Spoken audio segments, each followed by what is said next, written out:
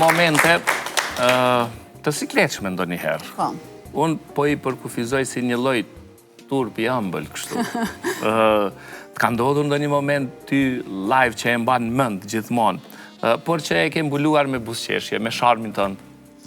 Në fakt, këtë turpi ëmbël, nuk është se kam pasur momente blackoutit, të tipit që të harroj tekstin, apo të ngatroj ndonjë skenar, ngatroj ndonjë emër, por kam pasur një situatë të çuditshme në një nga puntatat e Dancing with the Stars, ku në mëngjesin që ishte transmetimi live, pra në mbrëmje duhet ishim live në spektakël, unë isha pa zë.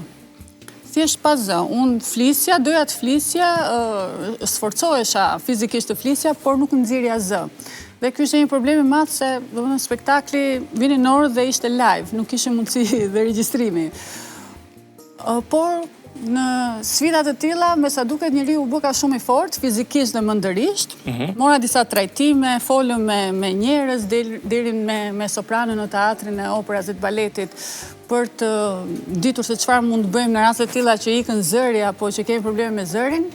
Bëra disa trajtime aq sa mund të merja brenda 7-8 orëve dhe ja dola. Them që ja dola, po ishte si një shok psikologjik për mua të kthihesha pa zë ditën që isha në transmetim live.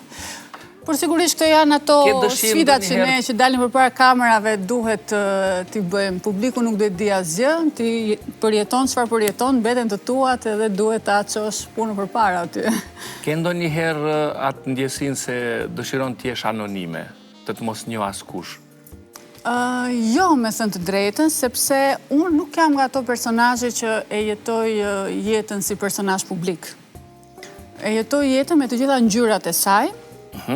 Shkoj bëj pazar, shkoj në park, loz me fëmijët, takohem me miqtë e mi në çdo lokal që mund të jetë edhe dëshira atyre, pa qenë selektive që nuk dua të shkoj këtu apo nuk dua të shkoj atje. Kështu që nuk mendoj se më ka penguar të qenë një personazh publik që ta shijoj jetën dhe të mos kem kështu pengjesh. Ke ndonjë dëshirë do ta bëja këtë sikur mos njihnin? Se di, po ndonjëherë kjo për ne femrat është pak kjo puna e pamjes dhe paraqitjes jashtme që ti do ndonjëherë mos kurohesh fare ndonjë ditë të caktuar dhe të dalësh ashtu siç çohesh në mëngjes nga krevati, por kjo mendoj që mund të ishte ndonjë nga gjërat që do doja ta provoja ndonjë ditë dhe të dilja në Tiranë. A më shumë të thonë se fundmi ke ndryshuar, as ke ndryshuar fare? Më shumë këtë të dytën. S'ke ndryshu fare? Më shumë këtë të dytën. Pra janë njerëz që unë i takoj ndoshta edhe rrallë, ose kam vite pa i takuar, dhe kur futem në biseda me ta, pas disa minutash, shpesh herë më ndodh që njerëzit më thonë, "Ua,